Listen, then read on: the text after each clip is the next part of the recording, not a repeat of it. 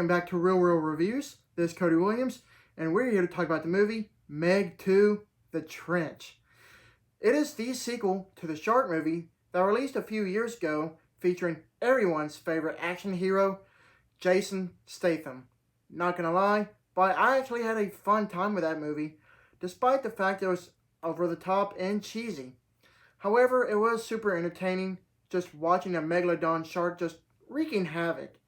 With this newly released sequel just now releasing in theaters, I'm kind of a bit interested to see what this movie can bring new to the table. After finally watching it, I'm ready to talk about it.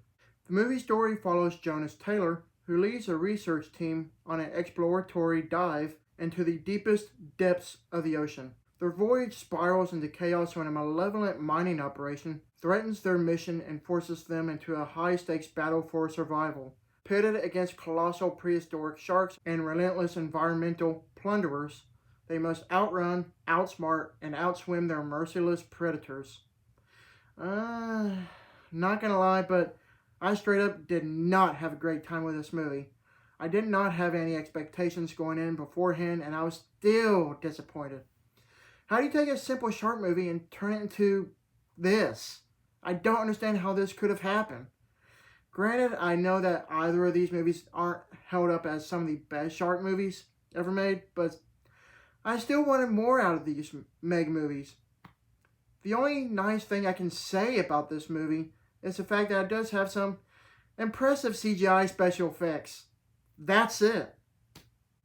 When it comes to the visual effects, I was actually very impressed with the CGI that brought the megalodon sharks and the other oversized sea creatures to life.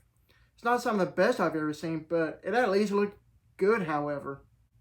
As for the movie itself, it's a mess. In all honesty, it feels like two different ideas that were thrown together. One being corporate espionage and the other just being sharks.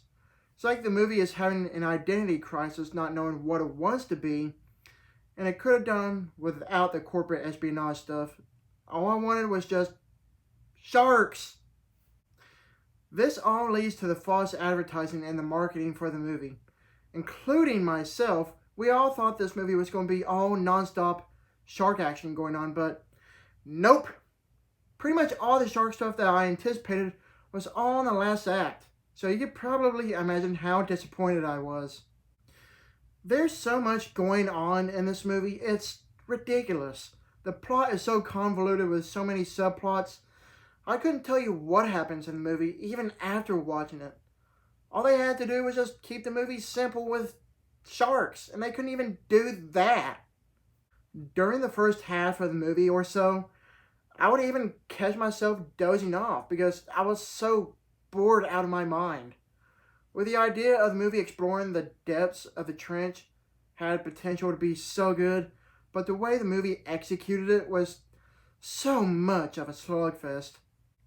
On top of that, the writing was less than desirable. As if the story was already painful enough to get through, the film's dialogue was so mind-numbingly atrocious.